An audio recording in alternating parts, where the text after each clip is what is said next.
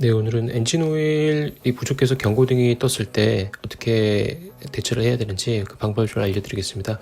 저희 집 차량 이제 와이프가 오늘날 이제 차를 끌고 나가려고 시동을 걸고 동네를 사거리를 하나 지나자마자 엔진 경고등이 들어왔다고요. 엔진 오일 경고등이. 그래서 집에서 이제 보니까 오일 레벨 체크하라는 경고등이 떴더라고요. 그래서 저기에 보면 오일이 최소점 이하로 내려갔을 때 저 경고등이 이제 센서에서 경고등을 띄우는 것 같더라고요.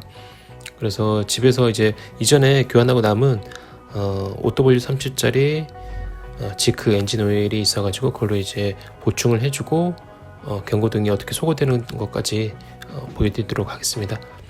먼저 차량을 이제 평지에다 세워놓고 저 딥스틱을 빼서 한번 깨끗하게 닦아준 다음에 다시 찍어서 엔진 오일이 얼마나 남아 있는지 확인을 해봐야 되는데, 저 같은 경우는 이전에 이제 엔진 오일을 교환할 때 최대점까지 맞췄어요. 그래서 저희 집 차가 이제 엔진 오일이 조금씩 누유가 되는 차량이에요. 그래서 바닥에 뭐 떨어질 정도는 아니지만 이렇게 살짝 이렇게 뭐 배어 나오는 정도로는 이제 오일이 누유가 되는 걸 알고 있어서 오히려 저는 이제 누유가 되는 차는 무조건 맥스까지 채웁니다. 맥스까지 채워서 오일을 교환을 했는데도 불구하고 지금 2달 반 정도 주행을 했고 키로수는 한 1500km 정도 주행을 했는데 엔진 오일이 이제 최소점 이하로 내려가서 경고등을 띄운 거죠. 그리고 한 2달 반 정도 주행했고 1500km를 탔는데 저 정도로 엔진 오일이 소모가 된 거면 굉장히 많이 소모를 한 거예요. 그래서 체크를 해보니까 오일이 거의 최소점 이하에 찍히더라고요. 그래서 거의 뭐 오일이 제가 생각하기에 한 1리터 이상 소모를 한 것 같아요.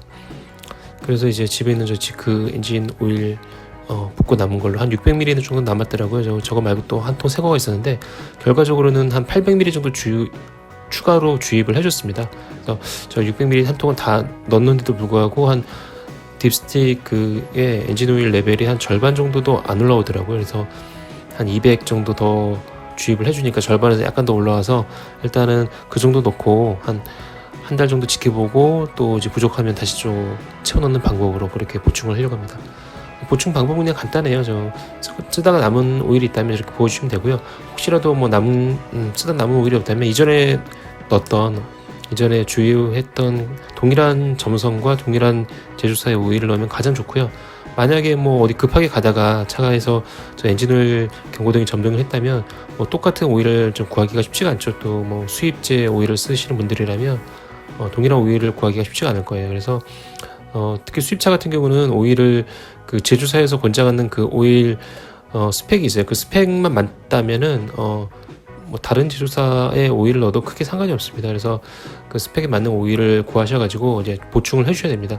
만약에 오일 경고등이 떴는데 그 상태로 계속 주행을 하다 보면 엔진이 이제 오버히트를 하게 되는데, 엔진이 오버히트를 하게 되면 이제 거의 뭐 엔진을 내려서 엔진 보링을 해야 되기 때문에 저희 집 차량처럼 저런 중고차는 거의 폐차를 해야 되는 수순으로 가게 됩니다. 그래서 엔진오일 경고등이든 뭐 부동액 냉각수 경고등이든 그런 경고등이 뜨면 반드시 차를 빠른 시간 안에 세우고 저렇게 오일을 보충해서 뭐 오일이 부족하든 부동액이 부족하든 그런 부족한 부분들 해결하고 주행을 하는 게 가장 좋습니다. 저희 집 차량 다행히 이제 와이프가 멀리 이렇게 주행을 하지 않고 동네에서 경고등이 떠서 바로 집에다가 다시 주차를 해놨다고 해서 다행히도 크게 뭐 엔진에 뭐 데미지가 가거나 그러지는 않았어요.